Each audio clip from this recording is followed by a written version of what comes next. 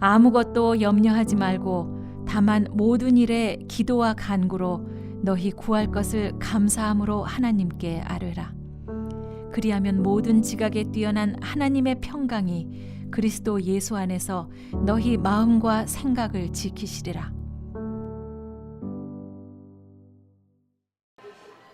우리 권사님들, 집사님들, 요즘에 뭐 때문에 웃으십니까? 뭐 때문에 웃으십니까? 웃으면 복이 온다는데, 복이 올 수 있도록 뭐 때문에 웃으십니까? 아마 가장 많이는 뭐 손주들 재롱이라든지, 아니면 가족들이 평안하다라든지, 아니면 TV를 보면서도 웃을 수도 있고, 여러 가지 요소들이 우리 삶에서 웃음의 요소가 되겠지만, 그래도 우리는 예수 믿는 사람들 아닙니까? 그죠? 하나님을 따르는 사람들 아닙니까? 그래서 우리가 만약 웃어야 한다면, 우리의 삶에 기쁨이 있다라고 한다면 그것은 다름 아닌 하나님께서 나와 함께 하신다라는 믿음으로 웃을 수 있는 사람들이 될 수 있어야 되겠습니다. 한번 옆에 계신 분하고 다시 한번 인사할까요? 당신과 하나님이 함께 계십니다. 네, 하나님이 우리와 함께 하심을 믿는 여러분 되시기 바랍니다. 그러면 이번엔 반대로 이렇게 여쭤볼게요. 무엇이 여러분을 근심하고 걱정하고 고민하게 만드십니까? 우리의 삶에 좀 없었으면 하는 것들이 여러 개가 있어요. 근데 그 중에 단연코 으뜸, 우리의 염려와 근심이라는 것이 우리 삶에 좀 없었으면 좋겠는데, 사실 저는 뭐 여러분의 이제 반밖에 못 산 사람이지만, 그럼에도 불구하고 엄마 뱃속을 나와서 내가 생각이란 걸 하기 시작했을 때부터 내 삶에서 한순간도 염려와 근심이 없었던 순간이 과연 얼마나 있을까를 생각해 보면 항상 내 안에 뭔가 불안하고 걱정하고 염려했던 일들이 있었을 것 같습니다. 사람들은 저마다 각자의 처지와 환경에 맞게 염려와 근심 하나쯤은 가지고 삽니다. 어린아이들은 어떤 걱정이 있을까요? 내일 시험 보는데 잘 볼 수 있을까? 내일 나 저 친구랑 놀고 싶은데 제가 나랑 놀아줄까? 이런 고민들, 걱정들 할 수 있고요. 청년들은 취직 언제 할 수 있을까? 좋은 데 갈 수 있을까? 여자친구는 생길까? 남자친구는 생길까? 결혼은 언제 할 수 있을까? 그런 고민들 할 거고요. 작년이 되면 자녀 양육과 직장 문제, 경제적인 문제 때문에 염려하고, 노년이 되면 몸이 아프면 어쩌나, 그리고 내 몸 아픈 것도 서러워 죽겠는데 내가 아파서 우리 자녀들에게 짐이 되면 어떨까라는 걱정과 근심 때문에 염려하고 근심하고 하는 것이 바로 우리 인간들의 모습이라는 거예요. 결국 인간은 요람에서부터 무덤까지 염려의 굴레에서 완전히 벗어나지 못하는 존재처럼 보입니다.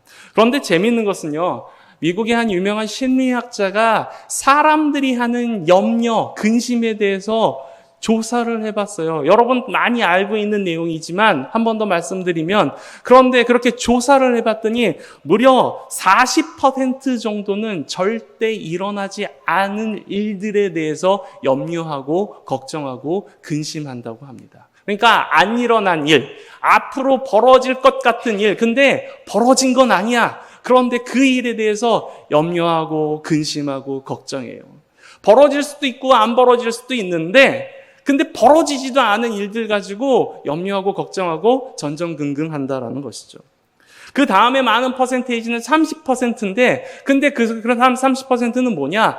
과거에 했던, 이미 지나가 버린 일들을 가지고 근심하고 염려하고 걱정한다라는 거예요. 예를 들면, 그때 내가 그렇게 하지 말았어야 되는데, 어제 그 권사님한테 그렇게 얘기하지 말았어야 되는데, 그때 그 땅을 샀어야 되는데, 그죠?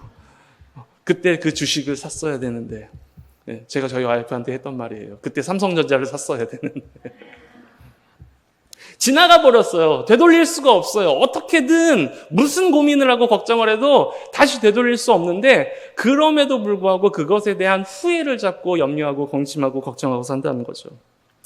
12% 정도는요, 내 건강이나 상황과는 아무 상관없는 다른 사람들의 이야기를 가지고 걱정하곤 합니다. 혹시나 그 사람들의 일들이 내 얘기가 되지 않을까? 오면 내 일도 아니고 내게 다가올 일도 아니지만 다른 사람의 걱정을 내 걱정처럼 떠안고 사는 사람들도 가끔 존재합니다. 그죠? 우리 주변에도 그런 분들이 있죠. 내 일도 아닌데 마치 내 일처럼 걱정하고 근심하고 염려하고 힘들어하시는 분들. 그리고 10% 정도에는 아주 자잘하고 사소한 것까지도 예민하게 굴면서 걱정하시는 분들이 있어요. 그럼 남은 실질적인 문제를 가지고 고민하고 걱정하는 사람들은 몇 명이냐? 단 8%에 불과하대요. 8%. 진짜 걱정하고 염려할 수밖에 없는 상황 가운데 놓여 있는 사람들은요, 100명 중에 8명밖에 안 된다라는 거예요. 그럼에도 불구하고 우리 모두는 다 걱정하고 염려하고 살아요. 이만큼 걱정, 염려가 우리를 사로잡고 있고, 중요한 건 있습니다. 그 8%도요, 고민하고 걱정하고 염려한다고 해봤자 우리가 해결할 수 있는 일이 아니라는 사실입니다. 우스갯소리가 있습니다. 어느 시골 마을에 평생을 걱정과 염려 속에 살아온 할머니 한 분이 계셔요. 이분은요, 이런 것까지도 걱정하십니다. 할머니가 일기예보를 봅니다. 일기예보에서 그 일기예보사가 이렇게 얘기합니다. 내일은 아주 화창한 날씨가 되겠습니다. 그랬더니 할머니가 이렇게 얘기합니다. 아이고 내 농작물 다 타 죽겠네. 이거 어떡하나. 그랬더니 다음 날은 비가 오겠습니다 라고 얘기합니다. 아니 그러면 좋아해야 되는 거 아닙니까? 그랬더니 이 할머니는 아이고 그럼 내일 모레 빨래는 어떻게 안 말라서 어떡하나 그러고 걱정합니다. 비가 와도 걱정, 안 와도 걱정. 매사에 그렇게 걱정을 하니까 목사님 한 분이 그 할머니한테 찾아가서 이렇게 얘기하십니다. 권사님, 성경 말씀에 보니까 아무것도 염려하지 말라고 하셨는데 왜 그렇게 매일 걱정 속에서 살고 계십니까? 왜 걱정만 하십니까? 그렇게 여쭤봤더니 할머니께서 깊은 한숨을 내쉬면서 이렇게 대답하셨다고 합니다. 아이고 목사님, 모르는 소리 하지 마. 이 나이에 내가 걱정도 안 하면 무슨 재미로 삶을 사나. 걱정하는 게 재미예요. 웃을 일 아닌 것 같지만 어쩌면 이 모습이 오늘을 살아가고 있는 우리들의 모습일지도 모르겠습니다. 우리가 염려할 필요가 없고 걱정할 필요가 없고 근심할 필요가 없는데 그 일까지도 끌어안고 살아가는 것. 그리고 이제는 이게 습관이 되어서 그렇게 살아가는 삶이 인생인 것처럼 생각하는 분들이 많으신데 사실은 그렇지 않고 이 걱정과 위험, 염려라는 게 사실은 우리의 삶에 위험 요소 중에 하나라는 것입니다. 의학용어로 염려라는 단어의 어원을 살펴보면요, 제가 한문을 잘 모르는데 칠식이라는 단어래요. 칠식. 풀이를 하면요, 목을 죄어온다라는 뜻이라고 합니다. 목을 죄어온다. 그러니까 염려라는 거는 스스로 내 목을 조르는 것과 같다라고 의학용어로 표현하고 있다라는 얘기죠. 이 단어의 뜻을 살펴보면요, 염려는 단순히 생각이 많은 것에 그치는 것이 아니라 우리 영혼을 쥐어짜게 하고 마음의 호흡을 막히게 하며 영적인 에너지를 갉아먹는 아주 우리 영적인 부분의 위험 요소라고 할 수 있는 것이죠. 염려라는 먹구름이 마음속에 피어오르기 시작하면 그동안 들었던 하나님의 은혜의 말씀들이 기억나지 않고 잊어져 버리게 되고 우리를 향하신 하나님의 신실하신 사랑마저 의심이 들게 만든다라는 것이죠. 내가 이렇게 열심히 최선을 다해서 신앙생활하고 있는데 내 염려, 내 걱정 왜 하나님께서 가져가시지 않을까라는 생각과 함께 하나님이 안 계신 거 아니야? 혹은 하나님이 나를 버리신 거 아니야? 라는 생각마저 가지게 된다는 것이죠. 그만큼 이 염려와 걱정은 위험한 요소라는 거예요. 그러면 이 위험한 염려와 걱정을 내려놓을 수 있어야 되는데 아까도 말했다시피 우리가 우리 인생에서 이 염려와 걱정을 내려놓을 수 있습니까? 없습니까? 있습니까? 없습니까? 하나님 은혜 주셨군요. 내려놓겠습니다. 하나님 걱정 없이 이제는 하나님 기도하고 하나님만 붙잡고 살겠습니다. 그렇게 은혜 받고 돌아가면 꼭 집에 가면 무슨 일 생겨요. 그죠? 그래서 또 걱정해. 자식 전화 오고 엉뚱한 사촌들 전화 오고 어이없는 곳에서 사건 터져서 걱정하고 근심하고 염려하게 만드는데, 그런데 우리가 중요하게 생각해야 될 것은 믿음의 사람들에게 염려와 근심과 걱정을 내려놓으라는 것은 상황이 그렇게 만들어졌기 때문에 내려놓는 것이 아니라 그렇지 않은 상황이 내 삶 가운데 놓여 있다 할지라도 아까 뭐라고 얘기하셨죠? 하나님이 누구와 함께 계시다고요? 나와 함께 하시기 때문에 그 하나님을 믿음으로 말미암아 모든 염려와 걱정을 누구에게? 하나님께 맡기는 것이 바로 염려와 걱정을 내려놓는 일이라고 이야기하는 거예요. 사랑하는 성도 여러분, 오늘 본문에서 우리가 사랑하는 사도 바울은요, 감옥이라는 곳에서 가장 절망적인 환경에서 우리를 향해서 선포하고 있어요. 뭐라고요? 아무것도 염려하지 마십시오라고 말입니다. 어떻게 그렇게 할 수 있을까요? 어떻게 아무것도 걱정하지 않을 수 있을까요? 사도 바울은 단순히 걱정하지 말아라, 좋은 생각만 가져라, 좋은 마음만 가지면 우리 삶에 기쁜 일이 가득할 거다라는 애매모호한 말로 표현하고 있지 않아요. 뭐라고 표현하고 있냐면 다만 모든 일을 기도와 간구로 하면 내 모든 염려와 걱정이 사그러질 것이다 라고 이야기하고 있습니다. 여기서 재미있는 것은 기도라는 표현과 간구라는 표현을 따로 사용했어요. 기도와 간구. 단어만 살펴보면 기도와 간구가 다를까 생각할 수 있는데 사도 바울은 굳이 기도와 간구를 따로 사용했다라는 것은 사도 바울이 가지고 있는 기도라는 의미와 간구라는 단어는 조금 다른 의미를 가지고 있었다라는 것을 우리가 생각해 볼 수 있죠. 그러면 우리가 알고 쉽게 간구부터 생각해 보죠. 간구는 뭐죠? 간구는 내가 간절히 바라는 것을 하나님께 고하는 거예요. 즉 우리가 기도할 때 잘하는 것처럼 하나님, 내 문제가 여기 있습니다.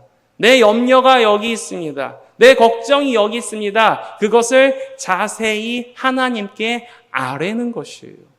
내 상황, 내 상태를 하나님께 아뢰음을 통해서 하나님께서 그 음성을 들으시고 나의 마음을, 나의 생각을 붙잡고 인도해 주사 성경에 나온 것처럼 아골골짜기로 내가 향한다 할지라도 내 마음이 흔들리지 않고 내가 여전히 하나님을 바라볼 수 있도록 하나님께서 붙잡고 인도해 달라는 표현을 담은 단어가 바로 간구라는 것이죠. 그럼 기도는 뭐죠? 기도? 우리가 기도할 때 보통 그렇게 기도하는데 하나님 이거 해주세요, 하나님 저거 해주세요 라고 이야기하는데 기도는 뭐죠? 사실 기도라는 것은 간구가 아닙니다. 기도라는 것은 무엇이냐? 하나님과 교통하는 거예요. 친교하는 거. 우리가 옆에 계신 집사님, 권사님 혹은 이웃들과 친교할 때 무조건 뭔가 달라고 얘기하고 무조건 내가 준다고 얘기하지 않잖아요. 때로는 아무런 효과 없는 시덥지 않은 이야기도 주고받으면서 서로 친밀해지는 것 아닙니까? 외국인들이 한국 사람들 인사 표현 중에 절대로 이해하지 못한다라고 하는 인사 표현 하나가 있어요. 그게 뭔지 아세요? 네? 나중에 밥 한번 같이 먹자. 저희는 어떤 표현이에요? 인사예요, 인사. 그죠? 밥이 중요한 민족이다 보니까 인사예요. 근데 외국 사람들은 나중에 나랑 같이 밥 먹자고 했으니까 그 사람이 나한테 분명 연락할 거야. 그리고 연락하기만을 기다린다는 거죠. 그런데 우리는 인사였다는 거죠. 근데 제가 그래서 그걸 생각해 보니까 근데 그게 단순한 인사는 아니에요. 모두에게 그런 표현을 하진 않아요. 그죠? 모두에게 나중에 밥 한 번 같이 먹어요라고 얘기하진 않아요. 나중에 밥 한 번 같이 먹자라는 이야기는 지금은 그렇게 친하지는 않지만 내가 당신과 친해지고 싶으니까 나중에 우리 식사하면서 친해질 기회를 한번 가집시다라는 표현을 에둘러서 하는 말로 내가 당신에게 관심과 호감이 있습니다라는 친함의 표현 중에 하나가 그런 표현인 것 같아요. 그죠? 그런데 무슨 얘기하려다 얘기했는지 까먹었어요. 네? 밥 먹는 거. 그러니까 밥 먹는 걸 왜 꺼내는지 모르겠어요. 하여튼 우리가 그렇게 친함의 표현으로 인사를 하는 거. 그렇게 간단한 이야기를 나누면서 뭐 해요? 결국은 서로가 서로를 알아가게 되고 서로의 성향을 알게 되고 그렇게 서로 친밀해져 가는 거죠. 친밀해지면 어떤 효과가 있어요? 친해지고 서로 이해할 수 있고 그들의 마음을 이해할 수 있고 그러니까 작은 일에도 일비일비하지 않고 이해하고 저 사람은 그래. 이 사람은 그래라고 이해하고 용서할 수 있는 일들이 많아진다라는 것이죠. 하나님과의 기도도 마찬가지예요. 하나님께 쓸데없는 생각, 쓸데없는 표현이라 할지라도 기도를 통해서, 기도 시간을 통해서 하나님과 친밀해지는 시간이 바로 이 기도 시간이라는 거예요. 단순히 아까 간구처럼 하나님 내가 이런 문제가 있어요. 내가 이런 걱정이 있어요. 내가 이런 염려가 있어요. 이렇게만 이야기하는 게 기도가 아니라 하나님 내 삶 가운데 오늘 어떤 일이 있을까요? 하나님이 어떻게 인도해 주실까요? 하나님 내가 어떻게 하면 내 삶 가운데 하나님의 음성을 들을 수 있을까요? 하나님과 더 친밀해지기 위해서 하나님께 간구하고 하나님의 뜻을 구하는 시간이 사실은 기도 시간이라는 거예요. 자, 염려하고 근심하는 대신 뭐 하라고요? 기도하라고요. 왜? 사실 인간관계도 그렇잖아요. 친하면 친할수록 그 사람이 나를 도와줄 확률이 높아지죠. 그죠? 저걸 여러분 한번 생각해 보시죠. 내게 지금 큰일이 생겼어요. 가장 먼저 두 발 벗고 나서줄 사람 누가 있을까요? 누가 있을까요? 네, 그 사람이 가장 친한 사람이에요, 나랑. 그죠? 하나님과 친해진다면 어떨까요? 하나님과 친해진다면 내 삶에 문제가 생겼을 때 가장 먼저 나에게 다가오시고 나를 위로해 주시고 내 문제를 위해 염려와 걱정을 없애주시고 내 길을 인도하시는 분이 하나님이시라면 그렇기 때문에 기도하고 하나님을 믿고 하나님께 간구하며 하나님을 신뢰하는 사람들은 사실은 염려하거나 근심하거나 걱정할 필요가 없는 것이죠. 왜요? 하나님께서 해결해 주실 거니까. 예를 들면 이런 겁니다. 성경에 나와 있는 말씀이죠.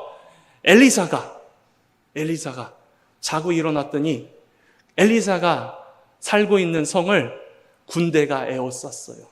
누가 먼저 봤죠? 하인이 먼저 봤어요. 하인이 나가서 보고 뭐 했어요? 깜짝 놀랐어요. 그리고 와서 엘리사를 깨웁니다. 엘리사님 일어나 보세요. 지금 죽게 생겼는데 잠이 옵니까? 엘리사가 하품하고 나가서 봅니다. 군대가 자신을 죽이려고 에워싼 걸 똑같이 봤습니다. 그런데 엘리사는 걱정합니까? 안 합니다. 염려합니까? 안 합니다. 왜 안 할까요? 왜 걱정 안 할까요? 하나님을 신뢰하고 있기 때문에 그렇습니다. 하나님을 믿기 때문에 그렇습니다. 하나님을 믿기 때문에 그의 눈은 나를 죽이려고 둘러싼 군대보다 더 큰 하나님의 군대가 그들을 앞뒤로 둘러싸며 나를 보호하고 있다는 사실을 믿고 보았기 때문에 엘리사는 걱정과 근심이 없는 것입니다. 그런 엘리사의 모습이 오늘 우리의 모습이 되기를 주님의 이름으로 축원합니다. 염려라는 단어가 얼마나 위험하냐면요. 염려라는 단어는 히라버로 엘림나오라는 단어인데 이 단어는 갈라지다라는 단어와 마음이라는 단어 두 개의 합성어라고 합니다. 즉 마음이 갈라지고 찢어진 상태가 바로 염려라는 것이죠. 마음이 갈라지면 영적인 집중력이 깨져요. 그렇기 때문에 하나님을 향하던 시선에도 문제가 생기고 믿음에 흔들리고 영적인 에너지를 다 빼앗겨버리게 되는 것이죠. 그렇기 때문에 오늘 사도 바울은 우리에게 그렇게 이야기하는 거예요. 염려하거나 걱정하기보다는 뭐하라? 기도하라.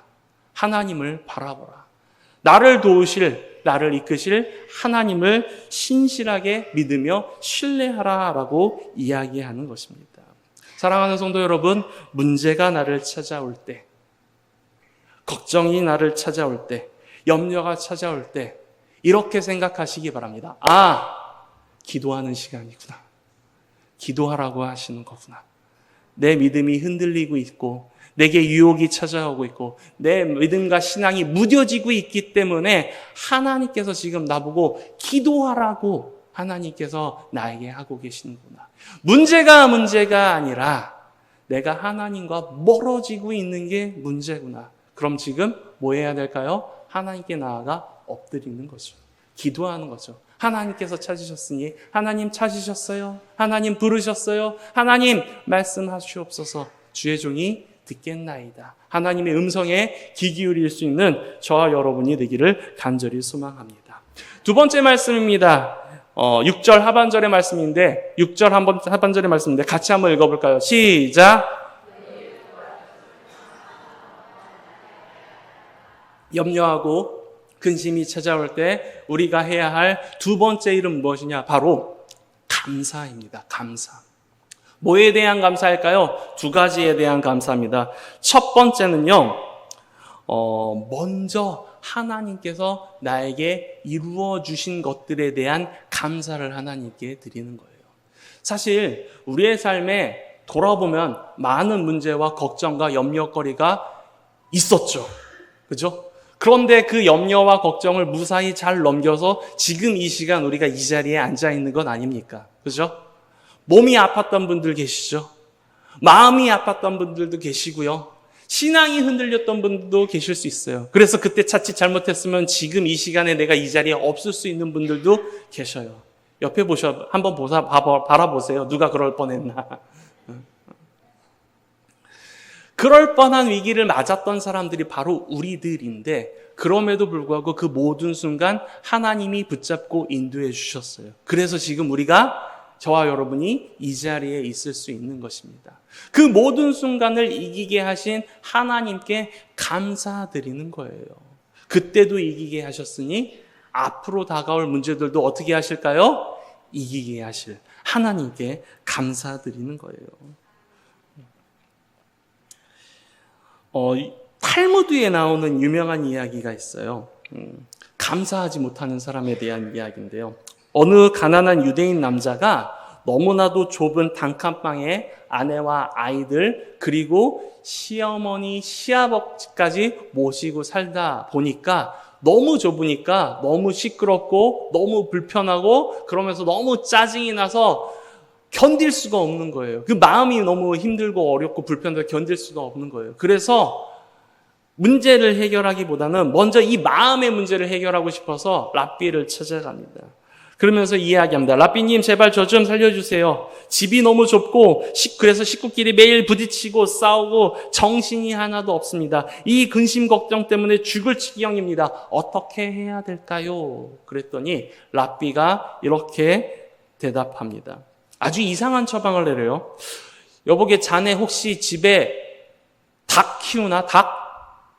네, 닭 키웁니다. 닭이 2마리 있고요. 병아리까지 있습니다. 어디 키우나? 집 밖에 당연히 닭장에 키우죠. 아, 그럼 오늘부터 그 닭을 집 밖에 닭장이 아니라 집 안에다 놓고 같이 살아보게나.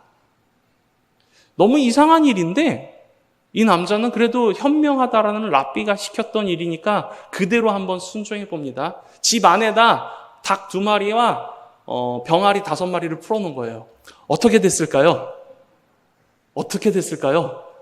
더 난장판이 됐죠. 닭이 뛰어다니고 병아리가 울어대고 그 와중에 병아리 1마리는 깔려서 죽고 여기저기 닭털이 날리고 닭똥이 냄새가 심하고 그래서 그 다음날 오래도 안 걸렸어요. 다음날 당장 랍비를 찾아갑니다. 랍비요. 당신이 시키는 대로 했더니 집안이 더 엉망이 됐어요. 짜증이 더 2배로 솟구치게 됐어요. 이거 어떻게 할 겁니까?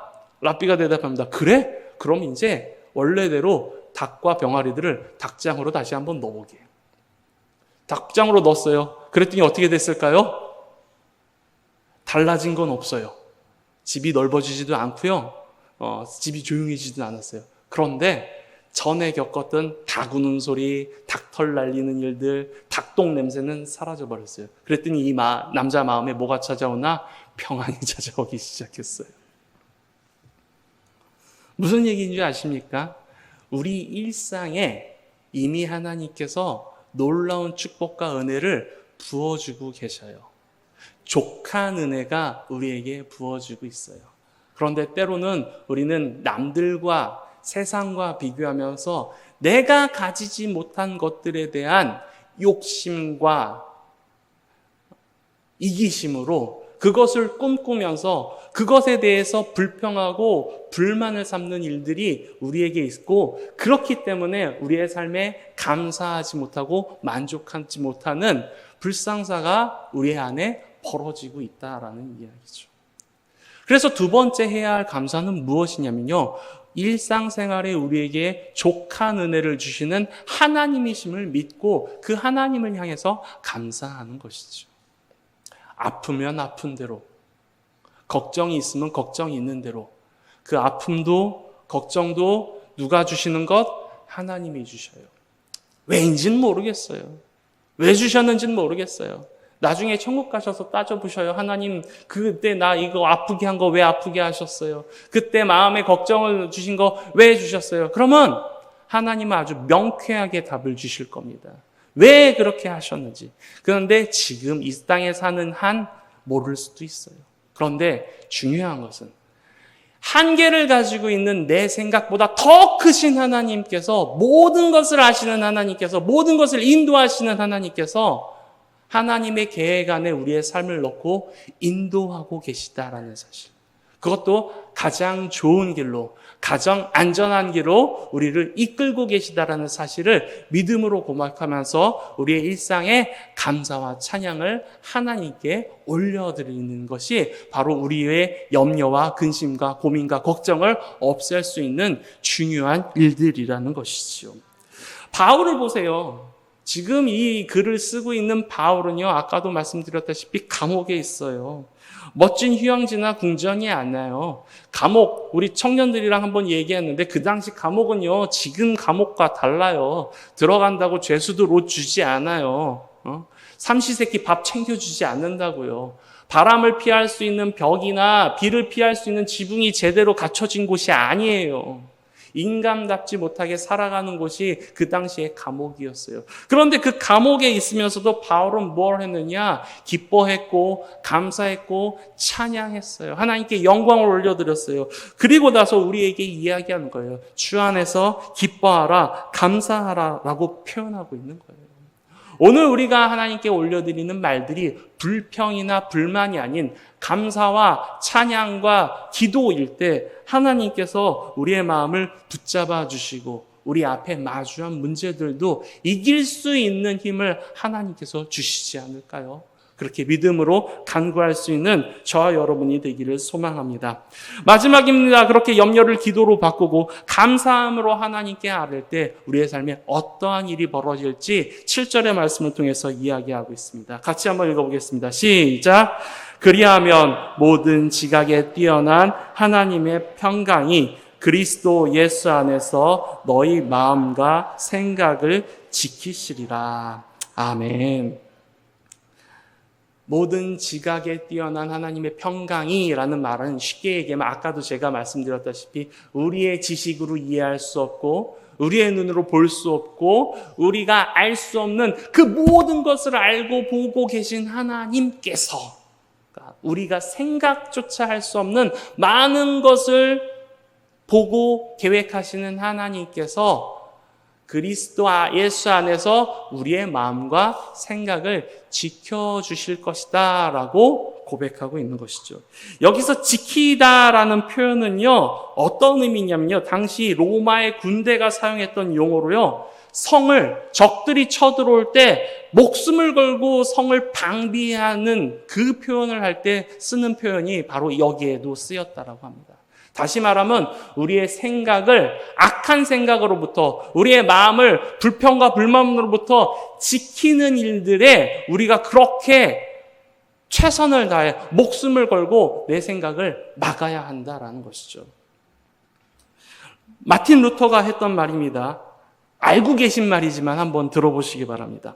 새가 내 머리 위로 날아가는 것을 막을 수는 없지만 내 머리 위에 집을 짓는 것은 막을 수 있다. 마찬가지로 염려가 내 마음속에 찾아오는 것은 막을 수 없지만 그 염려가 내 마음속에 둥지를 틀고 깃들게 하는 것은 내가 막아야 한다. 염려하고 걱정하는 것이 습관이 되고 그래서 내 안에 자리 잡는 것은 절대로 피해야 한다라고 이야기하고 있는 것입니다. 그런 생각이 들 때마다 오늘 말씀은 우리에게 뭘 하라고 하고 있느냐? 기도하고 찬양하고 감사함을 통해서 하나님께서 내 생각을 온전히 붙잡고 인도해 주시기를 간절히 간구하면서 하나님께 나아가야 한다라고 오늘 말씀이 이야기하고 있는 것이죠. 사랑하는 성도 여러분, 오늘 이 밤 우리는 어떤 무거운 염려와 근심의 진을 안고 우리 하나님 앞에 나오고 있습니까? 주님께서는 오늘 말씀을 통해서 우리에게 분명히 이야기하십니다. 사랑하는 아들아, 사랑하는 딸아, 그 염려의 짐을 내가 혼자 짊어지지 말고 애태우지 말아라. 그것을 들고 나에게 오렴. 그것을 기도 제목으로 바꾸어라. 그것을 하나님께 감사함으로 아뢰어라. 그럼 하나님께서 그 안에 담긴 귀한 하나님의 뜻을 알게 하시리라. 사랑하는 성도 여러분, 염려 그 자체가 우리를 넘어뜨리지 못합니다. 그러나 염려에 사로잡혀 기도하지 않는 것은 우리를 영적으로 무너지게 하는 일들입니다. 염려는 우리의 삶에 아무런 유익을 주지 못합니다. 그렇기 때문에 염려하기보다는 오늘 말씀처럼 하나님께 나와 기도할 수 있는 사람이 되기를 간절히 소망합니다. 염려가 내게 찾아온다. 기도하라는 얘기구나. 주님 앞에 나와서 기도하며 하나님 앞에 간절히 나아갈 때 하나님께서 내 안에 있는 염려와 근심과 걱정을 모두 해결해 주시고 하나님을 온전히 바라보며 나아갈 수 있도록 이끌어 주실 줄 믿습니다. 우리 찬양 하나 하고 이 시간 우리의 염려와 고민과 걱정을 주님 앞에 맡기는 기도를 하고 예배 마치기를 소망합니다. 잘하는 찬양이죠. 아무것도 두려워하지 말아라. 하나님께서 지켜주실 것입니다. 내 모든 걱정과 염려 주님께 맡기고 나의 산성이 되시고 나의 소망이 되시고 나의 강한 힘이 되실 하나님을 붙잡고 예배하며 나아가는 저와 여러분이 되기를 간절히 소망합니다. 우리 함께 이 찬양 고백하고 우리 한 1분간만 뜨겁게 우리의 염려, 근심, 걱정 하나님께 맡깁니다. 더 이상은 두려워하지 않고 근심하지 않고 염려하지 않는 믿음의 사람을 세워달라고 간구하신 후에 기도하고 마치도록 하겠습니다. 찬양합니다. 아무것도 두려워 말라. 아무것도 두려워 말라.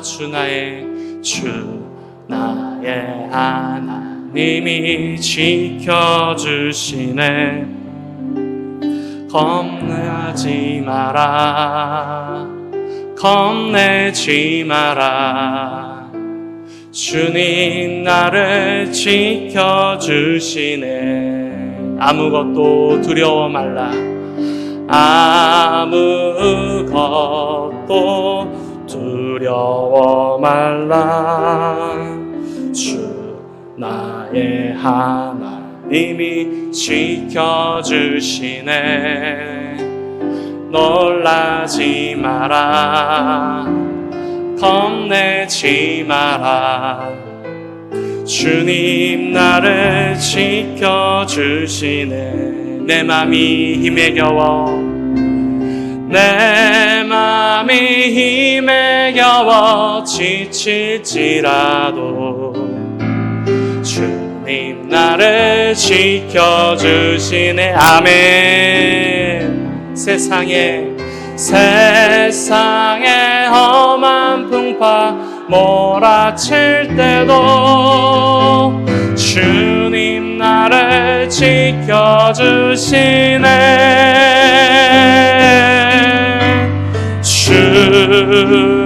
주님은 나의 산성, 주님은 나의 요새, 주님은 나의 소망, 나의 힘이 되시며 내 맘이 힘에 겨워 지칠지라도 내 맘이 힘에 겨워 지칠지라도 주님 나의 힘이 되신 아멘. 세상의 모든 풍파, 세상의 험한 풍파 몰아칠 때도 주님 나를 지켜주. 우리 믿음으로 고백하며 나를 도우실 하나님을 고백합니다. 주님은 나의 산성,